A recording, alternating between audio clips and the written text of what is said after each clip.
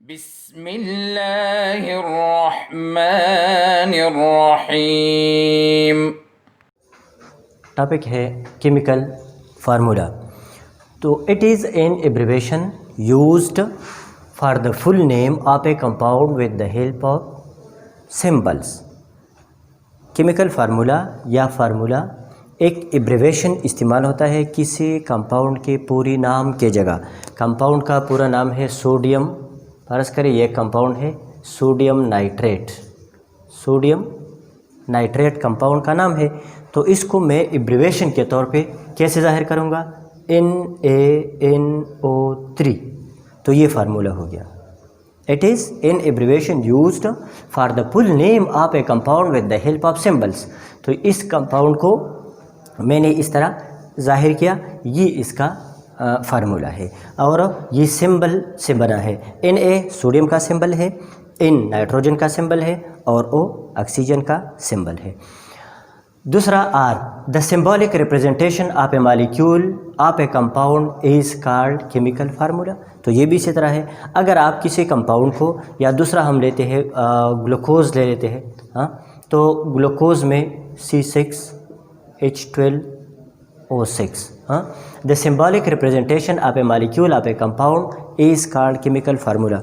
तो ग्लूकोज है, इसको मैं सिंबॉलिकली किस तरह ज़ाहिर करूँगा? तो सिंबॉलिकली ज़ाहिर करने के लिए इसका यह है कि इसमें कार्बन है, हाइड्रोजन है और ऑक्सीजन। ये चीज़ जो है ये फार्मूला है। किस चीज़ का फार्मूला है? ग्लूकोज का। तो ग्लूकोज का फार्मूला C6H12O6। सोडियम नाइट्रेट का फार्मूला NaNO3। फार्मूला हमको क्या बताते हैं? फार्मूला हमको बताता है कि इस कंपाउंड के अंदर कौन कौन सी एलिमेंट है और इनका कंबाइनिंग रेशो क्या है। अब सोडियम नाइट्रेट में कौन कौन से कंपाउंड है? इसमें सोडियम है, इसमें नाइट्रोजन है और इसमें ऑक्सीजन है, और इनका कंबाइनिंग रेशो क्या है? तो कंबाइनिंग रेशो का मतलब ये है NaNO3। सोडियम 1 है, नाइट्रोजन भी 1 है और ऑक्सीजन 3 है। ये कंबाइनिंग रेशो जाहिर करते हैं। इसी तरह अगर आप ग्लूकोज को देखें तो इसमें कार्बन है, हाइड्रोजन है और ऑक्सीजन है, और इसका कंबाइनिंग रेशो C6:12:6। तो कार्बन के नीचे 6 है, इस तरह हाइड्रोजन के नीचे 12 है और ऑक्सीजन के नीचे 6 है। ये इसका कंबाइनिंग रेशो है। तो फार्मूला हमको दो चीज़ें बताते हैं, एक इसके अंदर कौन कौन से एलिमेंट्स मौजूद है और इसका कंबाइनिंग रेशो क्या है। फार्मूले के टाइप्स है केमिकल फार्मूला या सिर्फ फार्मूला। इसके टाइप्स दो है, एक को हम कहते हैं मॉलिक्यूलर फार्मूला, दूसरे को कहते हैं एम्पिरिकल फार्मूला। तो मॉलिक्यूलर फार्मूला क्या है? The formula which shows the actual number of atoms of the different element present in one molecule of A compound. वह फार्मूला जो किसी मॉलिक्यूल में मौजूद एटमों की असल तादाद को जाहिर करे। मसलन हम लेते हैं ग्लूकोज, फिर वही ग्लूकोज का एग्जाम्पल मैं लेता हूँ, हाँ। तो ग्लूकोज का फार्मूला है C6H12O6। ये ग्लूकोज का फार्मूला है। ये फार्मूला हमको बताता है कि ग्लूकोज के एक मॉलिक्यूल में, ग्लूकोज कंपाउंड है, उसके एक मॉलिक्यूल का फार्मूला C6H12O6 है। इसके एक मॉलिक्यूल में कितने एटम्स है? 6 कार्बन के एटम्स है, 12 हाइड्रोजन एटम्स है और ऑक्सीजन की 6 एटम है। तो यहाँ पे रेशो क्या है? 6:12:6। ये एक्चुअल रेशो है। वह फार्मूला जो आपको किसी कंपाउंड के मॉलिक्यूल के बारे में असल रेशो जाहिर करे, एक्चुअल नंबर ऑफ एटम जाहिर करे, तो इसको हम बोलते हैं एम्पिरिकल, इसको हम कहते हैं मॉलिक्यूलर फार्मूला। और empirical formula, the formula which shows the simplest whole number ratio. यहाँ पे सिंपलेस्ट रेशो आपको जो जाहिर करता है सिंपलेस्ट होल नंबर रेशो। तो सिंपलेस्ट रेशो जो जाहिर करेगा उसको हम कहेंगे एम्पिरिकल फार्मूला, और जो एक्चुअल रेशो जाहिर करता है, एक्चुअल नंबर ऑफ एटम जाहिर करते हैं, उसको हम कहते हैं मॉलिक्यूलर फार्मूला। अब ये ग्लूकोज है, इसका एम्पिरिकल फार्मूला क्या होगा? तो C6H12O6। आप इससे 6 कॉमन ले लें तो इधर 1 आएगा, इधर 2 होगा, इधर भी 1 होगा, तो C1 और O1। तो इसका रेशो क्या हुआ? 1:2:1। 1 कार्बन के नीचे है, हाइड्रोजन के नीचे 2 है और ऑक्सीजन। तो CH2O 1 तो हम लिखते नहीं है, तो CH2O ये है एम्पिरिकल फार्मूला किस चीज़ का? ग्लूकोज का। तो ग्लूकोज का एम्पिरिकल फार्मूला CH2O है और इसका मॉलिक्यूलर फार्मूला C6H12 O6 है। इसी तरह अगर हम बेंजीन ले लें, हाँ, तो बेंजीन का फार्मूला जो है वो C6H6 है। बेंजीन का फार्मूला C6H6 है। अगर आप इसको सिंप्लीफाई करें, इससे 6 कामन ले लें, तो इससे क्या बनेगा, CH बनेगा, इधर भी 1 आएगा, इधर भी 1 आएगा। तो C6H6 इसका मॉलिक्यूलर फार्मूला है बेंजीन का, और CH बेंजीन का एम्पिरिकल फार्मूला है। तो हम मॉलिक्यूलर फार्मूले को एम्पिरिकल फार्मूले को मॉलिक्यूलर फार्मूले में भी कन्वर्ट कर सकते हैं। इसके लिए एक मॉलिक्यूलर फार्मूला, इसके लिए ये फार्मूला इस्तेमाल होता है, molecular formula is equal to N multiplied by empirical formula. ये एक फार्मूला है कि हम एम्पिरिकल फार्मूले से किस तरह मॉलिक्यूलर फार्मूला मालूम करेंगे। तो N की वैल्यू डालेंगे। N क्या है, N है मोलर मास और डिवाइडेड बाई एम्पिरिकल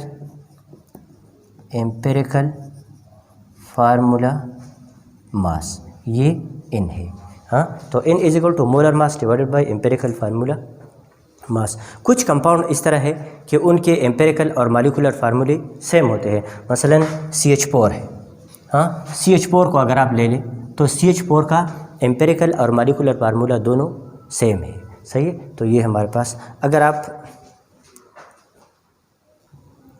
टेबल है, इसमें एम्पिरिकल और मॉलिक्यूलर फार्मूले की एग्जांपल आपको दी गई है। तो एम्पिरिकल फार्मूला और यहाँ पे मॉलिक्यूलर फार्मूला है। ये कंपाउंड का नाम है एसिटिक एसिड, तो इसका एम्पिरिकल फार्मूला CH2O है और मॉलिक्यूलर फार्मूला C2H4O2 है। इसको मैं इस तरह भी लिख सकता हूँ C3COOH। आप इससे 2 कॉमन ले लें, 2 1 ज़र 2, 2 2 ज़र इस तरह, तो ये इस तरह आएगा। तो 1 इधर होगा, ये 2 हो जाएगा, ये 1 हो जाएगा। तो CH2O ये एम्पिरिकल फार्मूला हो गया किसका, एसिटिक एसिड का। इसी तरह अगर आप इससे 2 कॉमन ले लें, मॉलिक्यूलर फार्मूला है ना, 2 इसे कॉमन ले लो तो CH बनेगा। हाँ, यहाँ पे इससे 2 कॉमन ले लो तो HO बनेगा, हाइड्रोजन परऑक्साइड का। ये एसिटाइलिन का है, ये हाइड्रोजन परऑक्साइड है। H2SO4। अब ये जो आगे कंपाउंड्स है, इनमें कोई कॉमन नहीं है।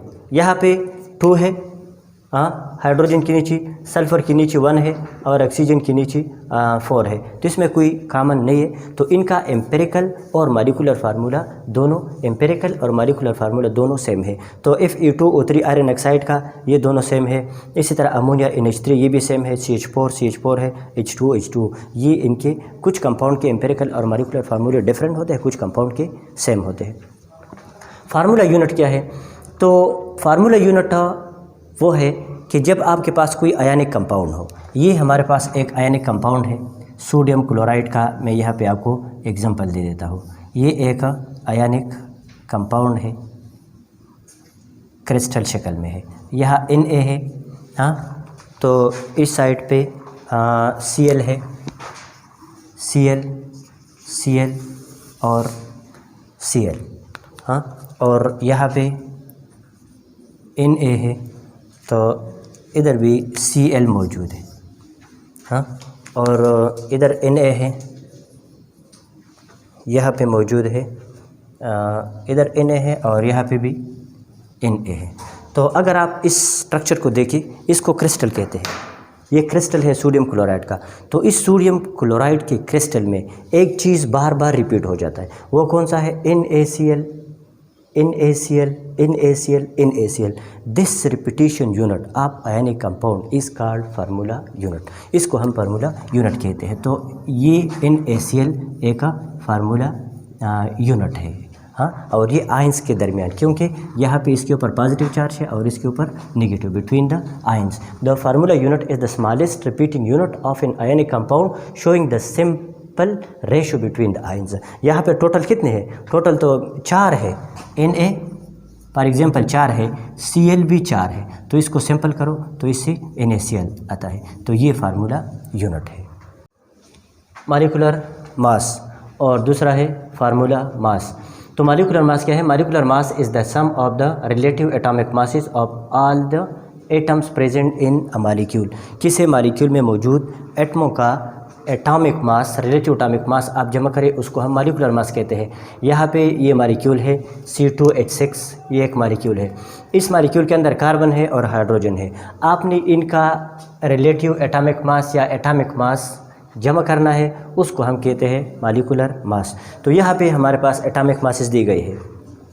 हाइड्रोजन का है, कार्बन का, ऑक्सीजन का, sodium, potassium, chlorine, nitrogen, iron, sulphur, phosphorus, mercury और मैग्नीशियम, एल्यूमिनियम और कैल्शियम। ये सारे एटॉमिक एलिमेंट्स हैं और ये इनके एटॉमिक मासेस है। हम जब मॉलिक्यूलर मास मालूम करेंगे तो उन एटॉमिक मास की मदद से मालूम करते हैं। तो देखते हैं कैसे मालूम करते हैं। कार्बन का एटॉमिक मास वहाँ पे दिया गया है, वो है 12। हाँ, यहाँ पे इसके नीचे 2 लिखा है तो 2 से मल्टीप्लाई करेंगे, फिर प्लस लगाएंगे। हाइड्रोजन का एटॉमिक मास 1 है और इसको यहाँ पे नीचे 6 लिखा है तो 6 से इसको मैं मल्टीप्लाई करूँगा, तो इस दोनों को मल्टीप्लाई करो 24 आएगा और इसको मल्टीप्लाई करो 6 आएगा। इन दोनों को जमा करो 30 आएगा, 30 AMU। ये मॉलिक्यूलर मास हो गया ईथेन का। तो मॉलिक्यूलर मास क्या है कि molecular mass is the sum of the relative atomic masses. यहाँ पे हमने जो एटॉमिक मासेस है उनको जमा किया, हाँ, और उनसे जो सम आया, जो मजमूआ आया, उसको हम बोलते हैं मॉलिक्यूलर मास। यहाँ पे है फार्मूला मास, तो इसका भी वही तरीका है। हाँ, formula mass is the sum of the atomic masses of the ions atoms present in the formula unit of an ionic compound. यहाँ पे आयनिक कंपाउंड होगा। आयनिक कंपाउंड का मैंने आपको एग्जांपल दिया था सोडियम क्लोराइड का। हाँ, इसी तरह सोडियम क्लोराइड है, एमोनियम सल्फेट है, आयरन नाइट्रेट है, ये आयनिक कंपाउंड है। इन आयनिक कंपाउंड में जो फार्मूला हमने इसका लिखा है, इसको कहते हैं फार्मूला यूनिट। क्या कहते हैं? Formula unit. ये फार्मूला यूनिट है, ये फार्मूला यूनिट, ये फार्मूला यूनिट। इस फार्मूला यूनिट के अंदर जितने आयंस है या एटम्स है, आयंस या एटम, इनके ऊपर चार्ज होता है प्लस और माइनस, तो इस वजह से इनको आयंस भी कहते हैं। यहाँ पे जो आयंस है या एटम है, इनके एटॉमिक मासेस को आप जमा करो, रिलेटिव एटॉमिक मासेस, उसको हम कहते हैं फार्मूला मास। तो NaCl का देखते हैं। NaCl, Na का एटॉमिक मास 23 है, यहाँ पे लिखा गया है 23, और क्लोरीन का है 35.5। इनको जमा करो तो इससे आता है 58.5 AMU। ये है ये है फार्मूला मास किसका? NaCl का। इसको देखते हैं। NH4 ammonium sulphate, NH4 whole 2 SO3। हमें पता है कि नाइट्रोजन का एटॉमिक मास कितना है? नाइट्रोजन का एटॉमिक मास 14 है ना, 14 है। इसको मल्टीप्लाई करना है इस 2 के साथ, क्योंकि ये 2 नाइट्रोजन और हाइड्रोजन दोनों के लिए है। ये 2 नाइट्रोजन के लिए भी है और हाइड्रोजन के लिए भी है। तो इसके साथ एटॉमिक मास मैंने इसका लगाया, इधर 2 से इसको मैंने मल्टीप्लाई किया, फिर मैं इधर प्लस लगाऊंगा। और हाइड्रोजन का एटॉमिक मास 1 है, यहाँ पे 4 है और 2, तो 2 4 ज़र 8, इसको 8 से मल्टीप्लाई करो, फिर प्लस लगाऊंगा। और सल्फ़र का तो एटॉमिक मास 23 है, इसके नीचे 1 है तो 1 से मल्टीप्लिकेशन की ज़रूरत नहीं है। और ऑक्सीजन का 16 है, इसको मल्टीप्लाई करूँगा 3 से।